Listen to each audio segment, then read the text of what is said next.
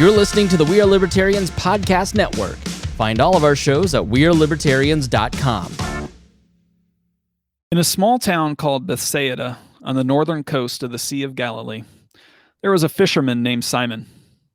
We don't know much of anything about this man's past or why he would one day become famous. One day, another man, who would also go on to become known throughout the entire world, approached Simon and asked him to follow him. According to the story, Simon dropped his nets, left his family, and joined this man. Simon, who would take on the name Peter, which has its root in the word rock, became a close confidant for his leader, Jesus. After a few years, Jesus was crucified, and Peter spent the next few decades traveling, writing, and sharing his story of Jesus to all who would listen. Along with his friend and missionary partner Paul, this new sect of Judaism spread throughout the entire Roman world. We now know this to be called Christianity, but in the first century of the Common Era, it was often referred to as the Way. Three major church centers would emerge: Alexandria, founded by Mark the Evangelist, Antioch, and Rome. The latter two were both founded by Peter, but Rome would emerge as the primary center of this new Christian church.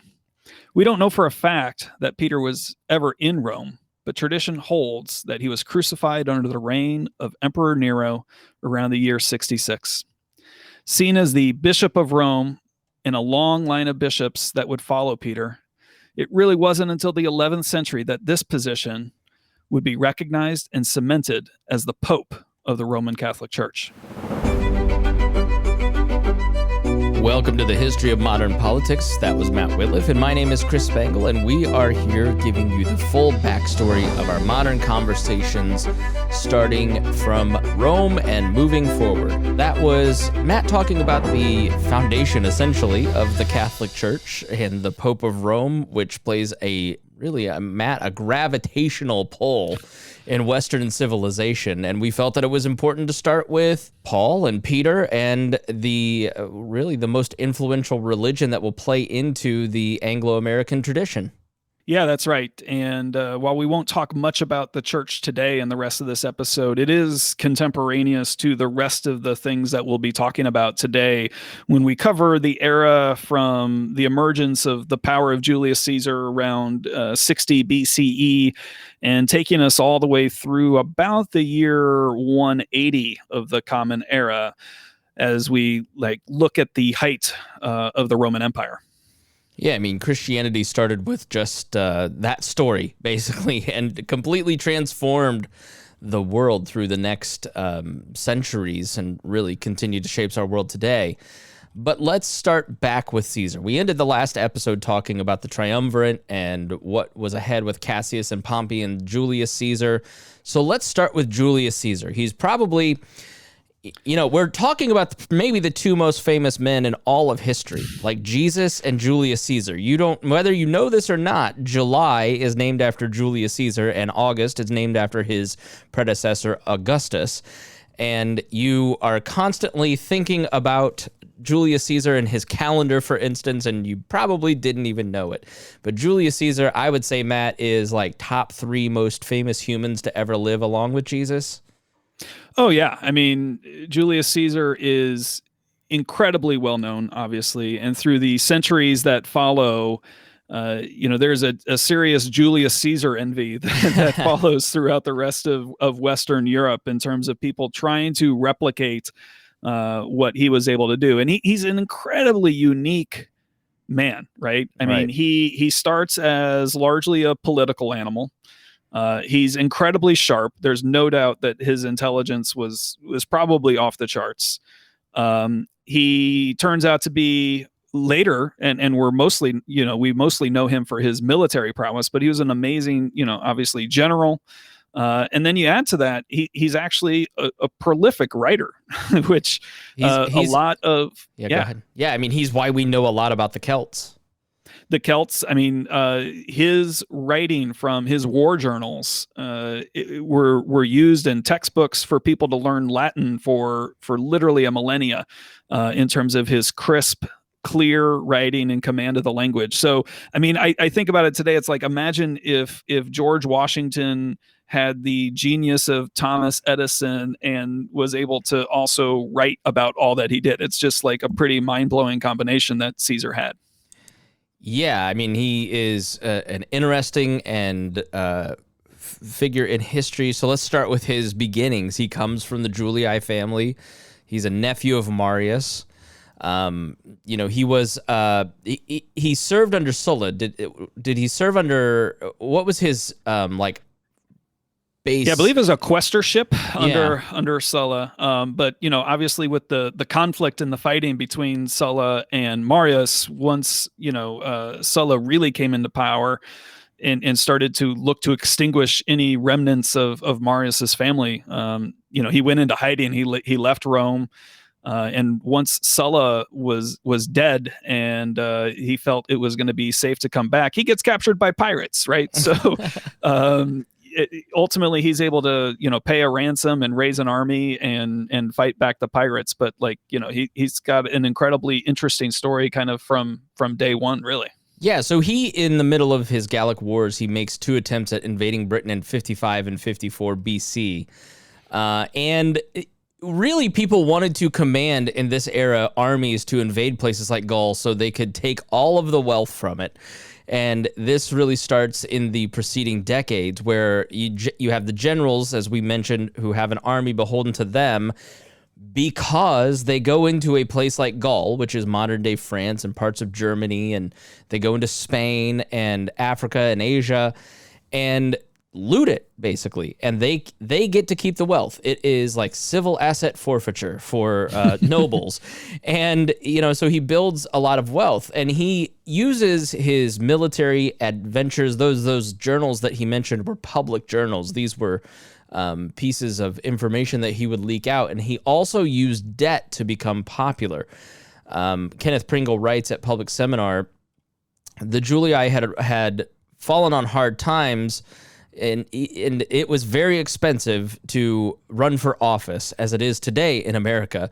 And he had to find ways to make a name for himself. So he borrowed to fund his election campaigns by staging Olympic-type games. And he doled out free grain and other typical expenses of the candidates and office holders. So Caesar found an almost endless wealth partner, a source of wealth in Marcus Crassus. Thank you. Crassus, who that's how I've just referred to him, Crassus, whose fortune and greed were legendary. Rome lacked anything like a modern fire department, so Crassus would dispatch his own private fire brigade to the site of a conflagration, but refused to extinguish it until the poor owner agreed to sell him the property. Only after the transaction was agreed to would Crassus send in the firefighter. So he ended up amassing a large amount of land and property, which was the foundation of wealth in ancient Rome, and owned good chunks of Rome through this process. So in 61 BCE, Crassus came to Caesar's rescue with a loan of 830 talents, an immense sum amounting to about an eighth of Crassus's fortune, and he was the richest man in Rome, writes Caesar's biographer Christian Meyer. It might be worth around $500 million today. That's how much he put into all of these circuses. Now, the problem with Crassus, from Caesar's point of view, was that he expected to be repaid. And so to do that, Caesar had a bigger prize, which was the consulship. It was Rome's highest office, as we mentioned in the last one. And if Crassus supported Caesar, Caesar promised to cut taxes. So to guarantee victory in the 59 BCE election, Caesar brought a third member into his cabal, Pompeius Magnus, the great military hero of the day, a wealthy man because of those conquests himself, and he would bring votes, senatorial support, and even more wealth. And Pompey needed his recent military victories confirmed and land provided for his returning troops, so they didn't turn on him. So this is how the first triumvirate was born, and it was sealed by Pompey's marriage to Caesar's daughter, Julia. Caesar was then elected, and he proceeded to ram through his entire legislative agenda with an unexpected ruthlessness. So you see the foundation of that first triumvirate is just seething, Matt, in corruption and driven by Julius Caesar's own need to pay back his debt or else. And it is really a fascinating insight into the character of these three men. Absolutely. I mean, and these men don't really like each other at all for the most part, right? So it is an alliance of convenience, and the main thing that all three of them had in common was they just sought more. They wanted more power, more fame, more glory, more riches. I mean, while Crassus had all the money, he didn't have the same military prowess and recognition that, say, Pompey had. And Pompey didn't necessarily have all the wealth. And Julius Caesar wanted both of it, right? He was still kind of an emerging guy on the scene at this point in time, right? Crassus was well established amongst the leadership in Rome. Pompey was well established at this point in time. So Julius Caesar is a little bit of a new player on the scene. He had held a handful of public offices throughout the preceding decade, just kind of slowly climbing up the ladder, trying to establish himself within the elites of the Roman society. But he wanted to get out, like many of the others, to command a military, command a force. And so, part of what was allowed as he wrapped up his consulship was giving him this imperium, they called it, right? The command of a military, and, through a governorship over the regions that included Gaul, right? So through this, he ended up having 5 legions under his command. And now he's got troops, he's got allies, and he's just itching for a good fight, and finds excuses to head into Gaul and look to invade and conquer. Yeah. So he, like you mentioned, climbed the ladder, served as an elected military tribune, a first step. And this is a very common climbing of that ladder that everybody would participate in. It was very expensive to participate in. He was elected a quaestor for 69 BC and went to serve his quaestorship in Hispania. 65 BC was elected curule adel and staged lavish game. I should let you pronounce things because I'm not good at pronouncing things that aren't like Hoosier English. And staged lavish games that won him further attention and popular support. 63 BC, was Pontifex Maximus, chief priest of the Roman state religion. 60 BC sought elections as consul for 59 BC. That election was wrapped in all kinds of accusations of corruption. Cato, who had a reputation for incorruptibility, even resorted to bribery to get rid of one of Caesar's opponents because he was trying to fight the decline of the Roman state, which brings us up to the triumvirate and the triumph. What is a triumph? Yeah, triumph was a massive military victory parade, right? It was, it had long traditions in the Roman Republic going back into the very early days in the 6th century before the Common Era, right? So the pinnacle of glory in the Roman culture was to have a triumph, a big parade, really, held in your name and on your behalf. And this was like the top honor, and everybody was always trying to seek ways to gain a triumph. Now, so, what are some ways that people saw him as a threat, and they knew that he was a very dangerous person. I guess he had those sharp elbows, right? Yeah, I guess the way to put it is you see politicians like Bill Clinton or Donald Trump come to Washington D.C., and the people who are in the swamp immediately start trying to do things to limit their power or to limit their abilities. Did that happen to Julius Caesar? Well, absolutely. And the one way they tried to limit his power was giving him after his reign as consul, or his term as consul, was to put him into a much smaller position, right? And so they were going to kind of give him some of the backwoods of northern Italy, and through some deal making, he's actually able to get a law passed that gives him that governorship over a few territories. Like I was saying, the one is the Cisalpine Gaul, which is northern Italy today, Illyricum, which is southeastern Europe, and then they ultimately end up adding Transalpine Gaul, which is southern France. These are all Roman territories, right? So north of this is where the barbarians are, the savages, right? The Celtic people, the Germanic tribes, the Celtic tribes. So, by seeking to put Julius Caesar outside of Rome and get him into territories to oversee, they were trying to get him out of their backyards, but they end up through the deal making that Julius Caesar is able to do. He also is out of their backyard and has legions of armies under his command. Yeah, and you want to be the head of a province because you get to loot it. And so the thing you have to keep in mind when studying Roman history is that anytime you see somebody in a position of power, there's usually some financial structure. You want to be the governor of Africa because there's tremendous wealth with their grains, for instance. And Gaul had a lot of wealth, and he used this through his Gallic Wars to win glory by expanding the territory of Rome, tried to go into Britain, as we mentioned. But who are some other people that are important in this story besides just Julius Caesar? Yeah. So let's move across the English Channel and look to the island for a moment. So you have Commius. So Commius is actually king of one of these tribes on the island, and he sees a way to make a deal, right? Because he knows that Caesar is at his doorstep. Caesar has marched his armies north, going through Gaul, has his eye on the coast, and Commius is sent as an envoy to try to see if they can't make some deals and such. And at that point, Caesar strikes a bargain with him, and now you've got this kind of setup, and Caesar has his client based in Britain right as he's getting ready to invade. And so Caesar invades, right? And his first attempt in 55 BCE kind of doesn't go, he's not successful.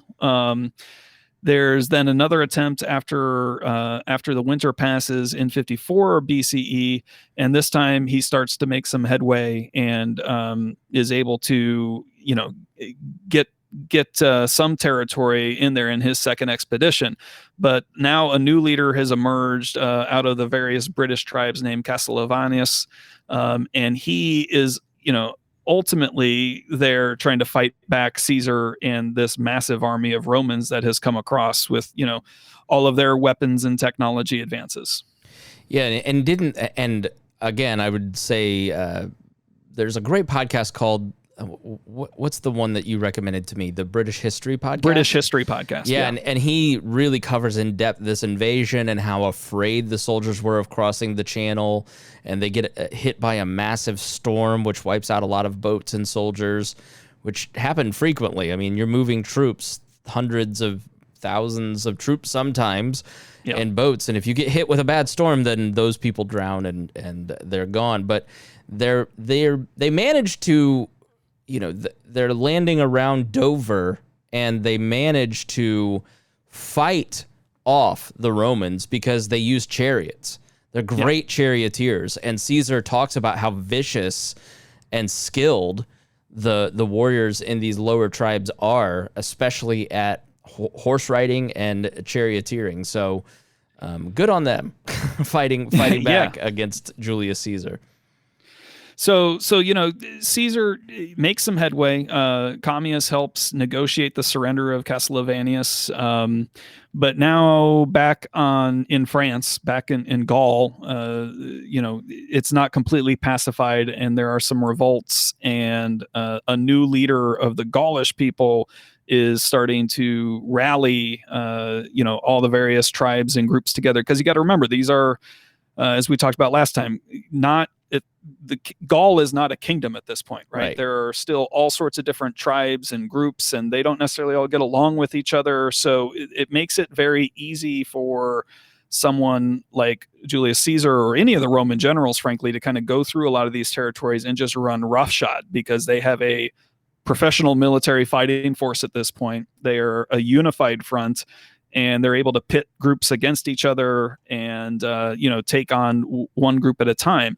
So Caesar has to leave the island of Britain and is not able to establish full control. He's got a little bit of a loyal client state in there through his connection with Commius, But one of my favorite names in history now. Me too. It starts to emerge, and that's Vercingetorix of the Gaulish people, right? So he is somehow been able to convince the various tribes and groups of the Gauls to unite and rally and fight against Julius Caesar. And if you want to learn more about these battles that kind of ensue in the Gallic Wars, I mean, I definitely highly recommend Dan Carlin's podcast. In particular, the Celtic Holocaust, right, where he goes into a lot of detail of the things we talked about last week, a little bit about who are these Celtic people, but a lot of good time is spent around the battles between Vercingetorix and Julius Caesar. It really does motivate people to band together to fight an enemy when you're trying to, basically genocide an entire group of people while enslaving them, selling them back to Rome for slave labor, stealing all of their things. It tends to really tick people off. Yeah. So Caesar is in Gaul, fighting in Gaul, amassing troops, territory, wealth, and that is starting to make the folks in the Senate nervous. They're a little nervous. They're getting nervous because you don't want, it's like the thing about being in Gaul is that you can just march, you have a land pass to Rome. If you want somebody like Julius Caesar and his anti-Senate army in a place like Africa or Greece or some place where it's hard to march and you have to bring everything via boat. So Gaul is kind of the worst possible place for Caesar to be positioned.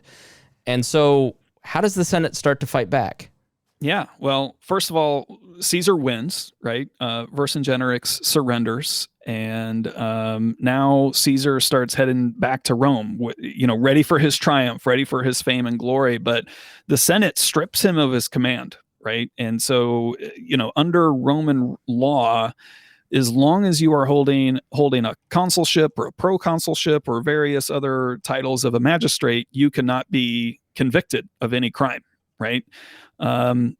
But Caesar knows that as soon as he has his title stripped from him, that his political enemies are going to find reasons to have him arrested and probably killed.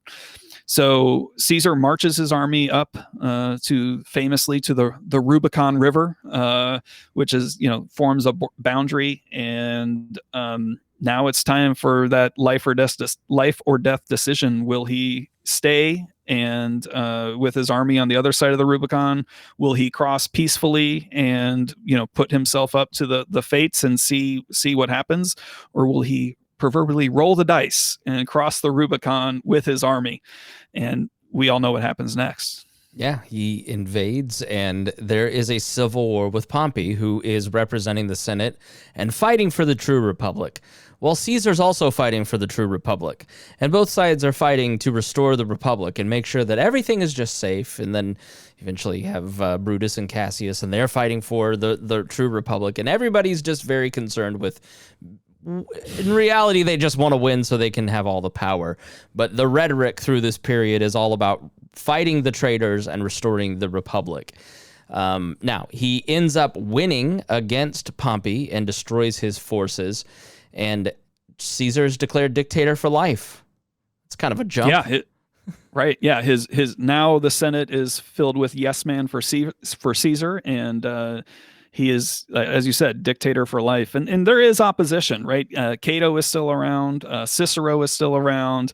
But they don't have, they're not military guys right now. Right. To have the power in Rome, you've got to have the money and you've got to have the swords. Yeah, you have somebody like Cicero, who basically was the gold standard for Latin, one of the most famous lawyers. He was the Johnny Cochran of his day. Like, if you got in trouble, you called Cicero, and he would, for a very handsome fee, defend you. Very influential on our understanding of the law. And Cicero is the person that we know the most about in classical history, because 96 letters, was it 96 or 900? There's some crazy amount of documentation. Cicero's letters, Cicero's journals, his written texts managed to survive history. So we know a tremendous amount about Cicero, which is why you've probably heard his name every once in a while. But he was a great lawyer. But his wealth, he was wealthy, but his wealth was that of a person who had become wealthy within Rome, versus these men who had become wealthy in all of these territories with massive armies. So their opposition is very tepid, and really they have to align themselves with people like Pompey or later Mark Antony or Octavian or Julius Caesar. And you find the nobility starting to pick sides, and then when they lose, they get slaughtered. And Caesar, part of his success is that when he comes back after beating Pompey, is he doesn't do that. He does arrest Cicero, but he doesn't do what Sulla and Marius did, where he used political violence to slaughter his opposition. And that is one of the reasons that he maintained a lot of good faith with the public, because he built stability instead of being oppressive against even the nobles, who a lot of your plebeians worked for the nobles, right? That's where a lot of their jobs came from. So he was very popular in a lot of ways. Yeah, but all good things come to an end, right? If you want to call that a good thing. And famously, he is assassinated. And then a second triumvirate emerges, mostly of Caesar loyalists, Mark Antony, as we've mentioned, Caesar's nephew, Octavian, and then Lepidus, who everybody forgets, right? But Antony has Cicero executed. And then ultimately, guess what we have? We have another civil war, right? The second triumvirate breaks down. Octavian and Antony go at it, and ultimately Octavian emerges as the victor, and he kind of self-proclaims that, what, actually I'm no more special than the rest of you, and establishes the name Princeps, the first among the people, and takes on the title Augustus, and de facto establishing now for good the Roman Empire, with all semblance of the Republic gone. Although he does, the Senate remains, praetors and consulships, all these things remain, but it is now it is now the empire at this point. Yeah, the influence and power is all monopolized under the imperial dictator, essentially. And you Augustus played it smart. He ruled for 41 years. And he used a tremendous amount of propaganda, like coinage was the main form of propaganda for the emperors moving forward, and called himself the father of the nation. And he was just the first amongst the citizens, and lived in a very austere house for a Roman dictator, and didn't and put forth a lot of reforms, like Caesar, like Sulla, like the Gracchi brothers, that played to the plebeian class, the lower classes, and did a lot to ingratiate himself to the mob. And this allowed him to consolidate power. And if you didn't have Augustus's steady hand and intelligence, you wouldn't have had probably the beginning of a lot of peace through the Roman Empire. And so he's a very interesting figure to learn more about. So now we should talk a little bit, jump back to Britain, right? And talk about the conquest of Britain, as that is kind of our lodestar through this series. What's going on in Britain at this time? Yeah, so I mean, Britain is trying to continue on, and they are not formally part of the Roman jurisdiction at this point. They're kind of on the edges, and but there's a settling period that happens, and we go from Octavian, who's established this credibility, who's established the empire, a degree of normalcy, if you will. There's no more civil wars, at least for a period of time. You go through emperors Tiberius and Caligula. We've all heard of Caligula. And the next emperor is Claudius. And Claudius has an interesting past, and he's really out to prove himself. It's likely that he had some sort of deformity or something. And he is named emperor next, and he wants to make a name for himself by proving that he's worthy and deserving this of the title. And one of the things he does is he puts his sight on Britain. And so it is now time to reattempt to take the island. And so Claudius, military is led to England, to the island, and they of course run into opposition. And now we famously have an uprising led by a lady named Boudica. and there's the Boudiccan War. So, Chris, talk to us about that uprising and the battle there. Yeah, I don't know how there hasn't been a movie like made about Boudica like there was about William Wallace and Braveheart, because her story is just so fascinating. She is the wife of a tribal king, a tribal chief. And the Romans, when we talk about history and we talk about Claudius invades Britain and establishes a long-term foothold on the island, like that's very neutral language. What they're really doing is they're coming in and killing, destroying, stealing, raping, and they come in and in a battle kill Boudica's husband and take her hostage, and Roman soldiers rape her daughters in front of her.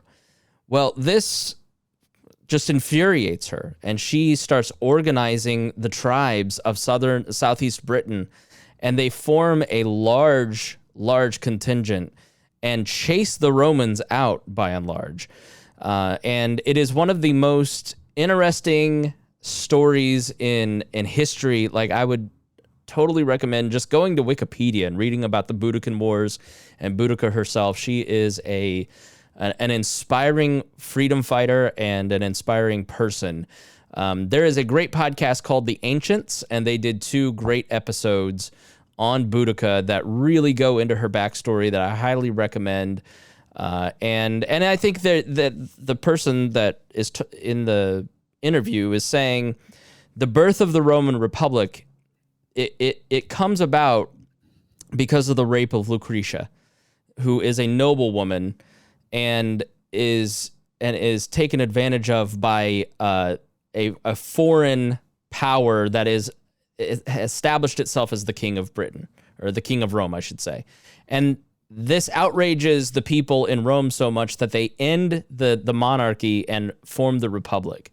And they make the parallel of, at the end of the Roman Republic, you have a similar story in Boudica, who exemplifies the same level of outrage at the Roman Empire that comes in and treads on her. So really recommend you look into Boudica. She's just a fascinating person.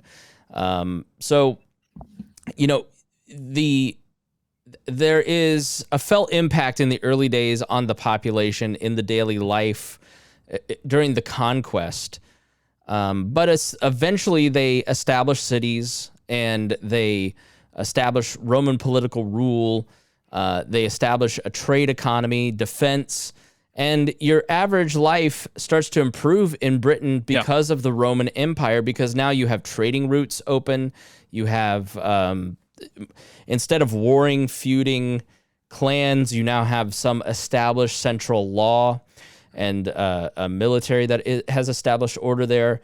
And so over the next 500 years, you have I wouldn't say it's a peaceful time. If you're a Druid, your entire religion was exterminated. Right. But eventually it settles in Britain. And let's talk a little bit about Hadrian's Wall, because this is like the most famous piece. Why don't you bring us up to the period of Hadrian's Wall? Yeah, sure. So,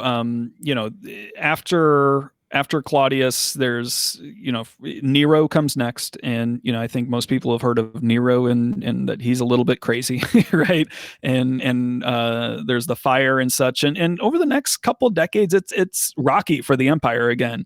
But ultimately, the last of this kind of run of challenging emperors is Domitian, and he's assassinated through a plot amongst the court officials. And Nerva is established as the emperor, and he's considered to be the first of what our history refers to as the 5 good emperors, right? So there's this now period of time. You may have heard of the phrase Pax Romana, right? The peace of Rome. This is that era where we go from the 5 good emperors in the next, roughly century. So Nerva is the first of those. His claim to fame, if you will, was there was actually a peaceful transition of power, right, following him. And he had no descendants, right? So there was a little bit of a question mark as to who would be next. And so that next emperor ends up being Trajan. He is known for massive public works programs and really working on reshaping the infrastructure and, a lot of the construction that happened. I mean, still some of it still remains today in Rome. And then following Trajan is Hadrian. And we'll talk a little bit more about the Hadrian Wall and that and such here in a second. But, Hadrian is known for, he got out of Rome and went across the empire, and he really tried to establish himself as a visible presence, showing that he kind of quote unquote cared about the people all throughout the empire. He would bring his imperial retinue of specialists and administrators, and there's a lot of focus on military preparedness and discipline, and really focused on I'd say bringing the strength, if you will, of the center of the empire out to the periphery of the empire. And that is, part of what led to the building of the wall on the island of Britain. And then he's followed by Antonius Pius, the fourth of the five good emperors, effective administrator, leads to a large surplus in the treasury, working on access to water, lots of, again, good public works and infrastructure. And then finally, Marcus Aurelius, who I think many people have heard of. He's the fifth of the good emperors. I think a lot of people remember him more for his meditations and Stoic philosophy, but he was actually one of the emperors and a pretty good one as history looks back. Now, by the time of Marcus Aurelius, there are military conflicts beginning to emerge on all sorts of peripheries of the empire. Luckily, the works by Hadrian have allowed for good defense on the edges, but this is kind of that period of time where the Roman Empire is really at its height. Yeah, it's called the Pax Romana. You may remember that from high school. You have a functioning state and you have little conflict, and really you have conflict, right? Okay. You just don't have civil war. So the Romans aren't fighting each other. That's why it's called the Pax Romana. But you have the Hadrian's Wall built because the tribes in the north, the Scots, are trying to invade into England, into Roman Britain. So there's a reason that the wall is built, and the Antonine Wall is built up higher, and that eventually gets blocked. But you have at the edges of, so I guess the way to put it is like, we all know why Rome fell, right? The barbarians invaded. The barbarians were always testing the limits and the outer bands of the Roman Empire. It's the ones that wouldn't buy into the Roman system, I should say. Yeah, but and go ahead, it just the state eventually after the Pax Romana weakened so much that they could no longer fight off the Gauls, the Huns, the Visigoths. Yeah, and I think one of the things, I've read that Hadrian was seeking to accomplish this is, there's not a great natural boundary or border necessarily on the island of Britain to basically be like, north of here is not us, south of here is us. And so the wall intended to do that in partially in recognition that like, okay, we're done here, right? Yeah. We're not going to go try to conquer the entire island. Similar things are along the continent and out east. There were natural boundaries, or where they weren't, Hadrian sought to basically put a pause or an end to some of the expansion, because the ability to maintain all that infrastructure and keep everything running, it's incredibly expensive, right? And so part of the purpose of Hadrian's Wall was to basically say, like, Rome is not going to go any further than this. Well, let's end it there. We will talk about the weakening of the empire in the 3rd century. We'll cover AD 180 to 425 in the next episode, and talk about Diocletian and Constantine and Rome leaving Britain and all the consequences of that. And we thank you for joining us. Thank you, Matt. Thank you, Chris. Thank you for joining us here on the History of Modern Politics. If you want to get emails, show notes, video of these episodes, I mean, you can't imagine how handsome Matt and I are. So go check that out, and reading list too, at thehistoryofmodernpolitics.com, and support the show by joining there. Thank you so much, and we will see you next episode.